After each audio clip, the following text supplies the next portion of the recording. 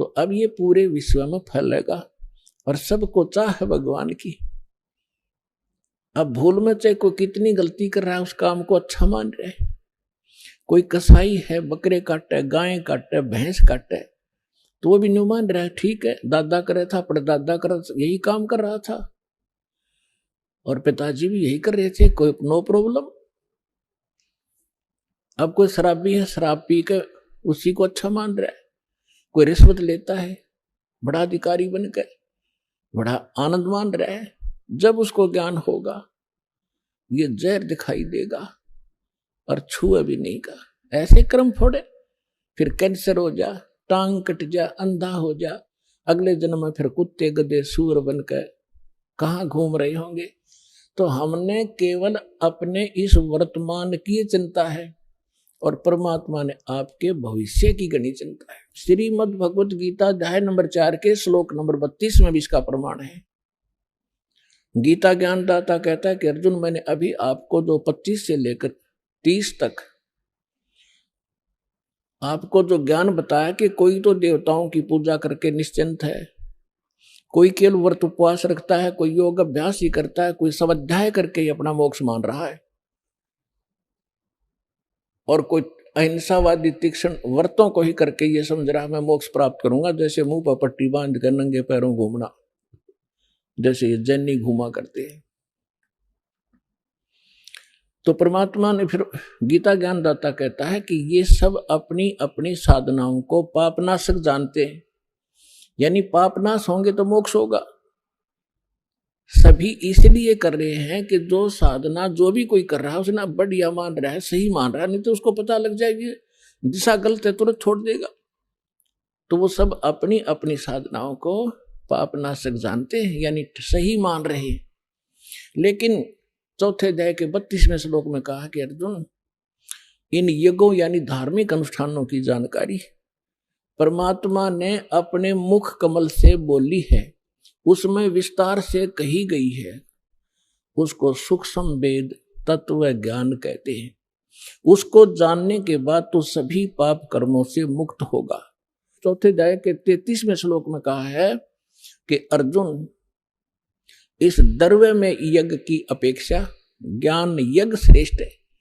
कहने का भाव यह है कि अंधाधुंध आंखें बंद करके देखा देखी ये द्रव्य यज्ञ करना, कि तो कांबड़ बांट दिए, कि तो धर्मशाला बनवा दी, कहीं भंडारे कर दिए और किसी को दक्षिणा दे दी। कहते ये इस प्रकार बगैर विवेक के, बगैर जानकारी के ये द्रव्य में यज्ञ करने की अपेक्षा ज्ञान यज्ञ श्रेष्ठ है, यानी तत्व ज्ञान समझ। फिर वो तत्वदर्शी संत तुझे जो ज्ञान दें फिर उस तरह करो। गुरु बिन माला फेरते, गुरु बिन देते दान, गुरु बिन दोनों निष्फल है, चाहे पूछो वेद पुराण। चौथे अध्याय के 34वें श्लोक में कहा कि वो तत्व ज्ञान तत्वदर्शी संतों किसके पास जाकर समझ, उनको दंडवत प्रणाम करने से। श्रीमद् भगवत गीता अध्याय नंबर 18 के श्लोक नंबर 65 में गीता ज्ञानदाता कहता है कि मुझे नमस्कार कर, मेरा भक्त बन, नो इसमें कोई संदेह नहीं, तू मुझे ही प्राप्त होगा। अपने को भी केवल प्रणाम करने का उसने दिशा निर्देश दिया है और तत्वदर्शी संत के लिए कहा उसको दंडवत प्रणाम की जाती है। तो उसने कहा है कि उनको दंडवत प्रणाम करने से, चौथे अध्याय के 34वें श्लोक में, कपट छोड़कर नम्रतापूर्वक प्रसन्न करने से वो तत्वदर्शी संत तुझे उस परमात्म तत्व का ज्ञान कराएंगे, वो तत्व ज्ञान तुझे सुनाएंगे। तो परमात्मा स्वयं तत्वदर्शी संत की भूमिका भी करने आए थे। जब रामानंद जी 104 वर्ष के वयोवृद्ध महापुरुष थे, ब्राह्मण थे, 4 वेद, 18 पुराण, 11 उपनिषद कंठस्थ याद कर रखे थे। परमात्मा लीला में आयु में 4 वर्ष के थे, 5 वर्ष के थे। उस समय रामानंद जी 104 वर्ष के वृद्ध ब्राह्मण थे। और उस समय परमात्मा ने उसके ज्ञान को फेल करके और सतलोक लेकर गए। वहां परमात्मा को देखकर रामानंद जी ने जब वापस आया, समाधि टूटी उनकी, तब कहा था दोहू ठोड़ है एक तू भया एक से दो, और गरीबदास हम कारणे तुम आए हो मगजो। अब इसमें गरीबदास जी की जो साथ में नाम आता है, ऐसा समझो जैसे तुलसीदास जी ने लाखों वर्ष पहले की रामायण की घटना या कथा जो कि तो अपनी लैंग्वेज में चित्रार्थ कर रखी है, इसलिए तुलसीदास जी का नाम आता है, लेकिन गुणगान श्री रामचंद्र जी के हैं। तो इसी प्रकार गरीबदास जी को भी परमात्मा सचखंड लेकर गए थे, वहां से फिर वापस छोड़ा था। उसके बाद परमेश्वर ने उनका ज्ञान योग खोल दिया था। आदरणीय गरीबदास साहिब जी ने परमेश्वर की महिमा कलम तोड़ लिखी, आंखों देखी। तो क्या कहा, दोहू ठोर है एक तू बया एक से दो,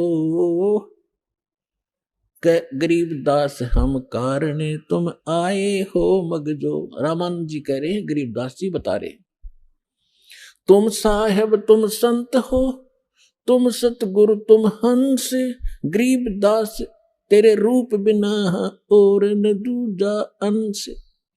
बोलते रामानंद जी सुनो कबीर करतार, गरीबदास सब रूप के तुम ही सृजनहार।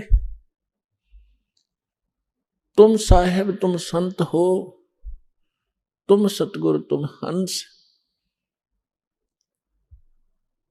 अपने आत्मा वो परमात्मा 600 वर्ष पहले आए थे। चारों युगों में आते हैं। सतयुग में सत सुकृत कह टेरा, त्रेता नाम मुनींदर मेरा, द्वापर में करुणा में कहाया, कलयुग नाम कबीर धराया। तो परमात्मा जब कलयुग में सन 1398 में सतलोक से सह शरीर आए, संवत 1455 ज्येष्ठ सुदी पूर्णमासी यानी ज्येष्ठ उत्तरते की पूर्णमासी को सुबह ब्रह्म मुहूर्त में परमात्मा सतलोक से आए, शिशु रूप धारण करके कमल के फूल पर विराजमान। वहां से नीरुनिमा नाम के एक जुलाहा दंपति निसंतान थे, परमात्मा को उठा ले गए। इसके प्रत्यक्ष दृष्टा थे एक रामानंद जी के शिष्य ऋषि अष्टानंद जी, जो उसी सरोवर लहर तारा सरोवर के ऊपर स्नान करके वहां कुछ देर के लिए अपने गुरु जी द्वारा बताई साधना को किया करते थे। उसी दौरान परमात्मा सतलोक से आकर उस कमल के फूल पर विराजमान हुए थे। आज का जो विषय है उसको उठाते हैं, ये थोड़ी सी भूमिका बनानी थी। अपने आत्मा परमात्मा यहाँ आते हैं। हम सभी, चाहे आज ब्राह्मण हैं, चाहे हम कोई अन्य कास्ट में जन्मे हैं, और चाहे हम हिंदू हैं, मुसलमान हैं, सिख या ईसाई या कोई अन्य किसी भी मजहब धर्म से संबंध रखते हैं, हम सभी एक परमात्मा के बच्चे हैं, कबीर साहिब के।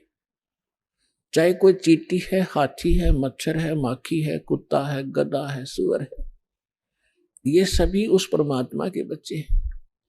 उस मालिक को ये सभी इतने ही प्यारे हैं। जैसे दास ने कहा था, अभी ऐसा ही है, जिस भी कोई भी माता पिता का कोई कैसा ही बालक हो, चाहे वो अपाहिज हो।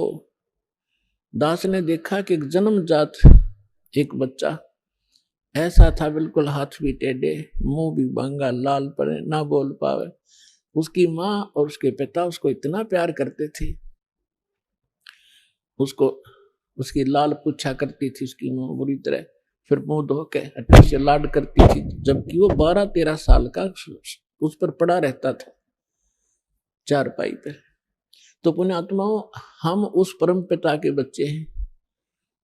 और आज चाहे कोई गधा है, चाहे सूअर बना है, चाहे कुत्ता बनकर दुख पा रहा है, उस परम पिता को इतने ही प्यारे लगते हैं चाहे कोई गाय है, भैंस है, मुर्गा है, बकरा है, और जो इनको तंग करता है, खाता है, मारता है, उस परम पिता को बहुत कष्ट होता है।